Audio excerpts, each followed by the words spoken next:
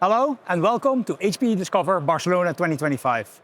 I'm Dirk van der Borne, Director of Sales Engineering at HPE, and I'm here with Amit Badawai, VP of Product, Dmitry Zhokarev, VP of Silicon Engineering and Architecture, and Raghu Malia, SVP of Engineering. Dmitry, let's start with you, right? I mean, we're talking here about network silicon. If we look at what's currently happening in our industry and in the world at large, right? AI is really taking over. Now, if we drill down a little bit in AI, we see two important use cases: training for AI and inference for AI. If we first look at training, it's becoming more distributed. How do you see that these current ongoing trends are changing the portfolio for routing and in particular the requirements on silicon? So if you look into training applications, there are actually two sub-use cases and was. First is where you actually perform the training and the GPUs, they talk to each other over the network. And in that application, the unique characteristics of was what does influence the silicon design is the high capacity, low latency, and also flow control assistance and load balancing. So these are very unique and special, and this is where we really need to ensure we perform great in all of those dimensions. But then you talk about the distributing those applications, another aspect comes into the picture, which is encryption. Because RDMA traffic is not encrypted at the endpoints, and if you do care about security, you need to do that in transit. That's another requirement. And back to the other application, second sub-use case in training, it's actually delivery of the data into the data center for the training purposes. And what we see here was volumes of data are enormous, never seen before. And the data is also distributed and it delivered to multiple different locations. And this is where you may want to actually use the traffic engineering capabilities of a device to support better network utilization. So from the silicon perspective, it means we need to provide enough telemetry for the software to optimize traffic flows. That's another aspect. So in both cases, as you might have noticed, bandwidth is a bigger thing in training. So you will need to support enormous capacities, and this is why we designed the chips which can support multi-terabit capacities in one single package. So I think particularly capacity and power efficiency, right, are key Power requirements efficiency here. is another one. Yeah, exactly. Perfect. Let me then go on here to Amit. Amit, we just heard about training, right? Now the other big use case is inference. Again, very distributed. That we foresee this becoming very distributed. More WAN requirements. How do you see that this is evolving our portfolio and our network silicon? Thanks, Dirk. I think first of all, the monetization of AI is going to happen through inferencing. And inference is going to be everywhere. It's going to sit at the customer site. It's going to sit at the network edge. It's going to sit in the colo. And it's going to sit in the centralized cloud.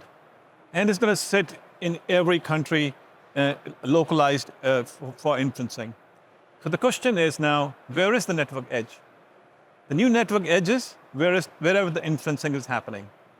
So this is a fundamental shift from where we looked at network edge in the past.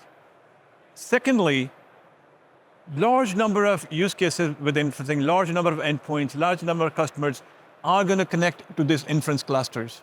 So the network edge has to scale to connect large number of customers.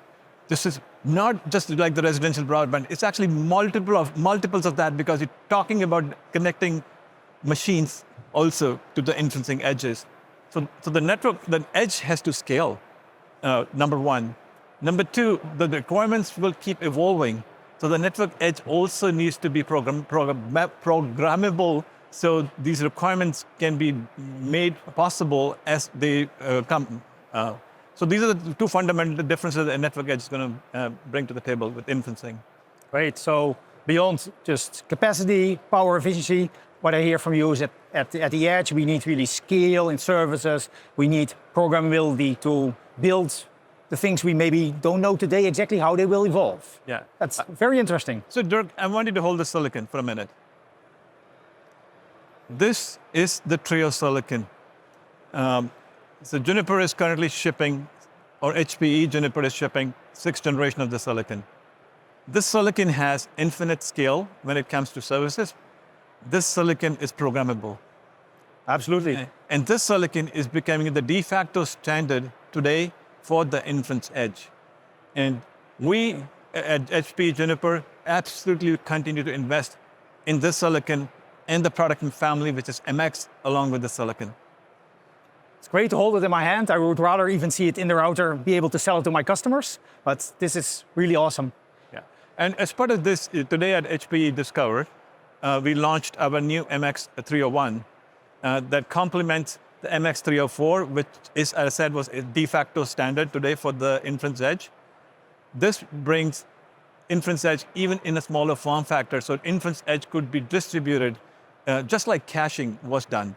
Because like the way video was delivered was that because we distributed video through caching, inferencing is going to be very similar. It's going to get distributed.